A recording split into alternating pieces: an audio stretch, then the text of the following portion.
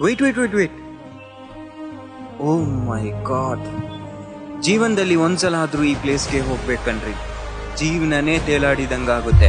ನನ್ನ friend suggest ಮಾಡಿದ್ರಿಂದ ನಾನು ವಿಸಿಟ್ ಮಾಡಿದ್ದು. ಕೊಲುಕುಮಲೈ ಪೀಕ್ ಅಂತ ಮುನ್ನಾರ್ ಜಂಕ್ಷನ್ ಇಂದ ಜೀಪ್ ಸಫಾರಿ ಪಾಯಿಂಟ್ ಗೆ 22 ಕಿಲೋಮೀಟರ್ ಇದೆ. Clean route. ಸನ್ರೈಸ್ ನೋಡ್ಬೇಕಂದ್ರೆ ಎಕ್ಸಾಕ್ಟ್ಲಿ 3 AM ಗೆ ರೂಮ್ ಇಂದ ಹೊರಡ್ಬೇಕು. ಜೀಪ್ ಗೆ ಟೋಟಲ್ 2500 ಆಗುತ್ತೆ.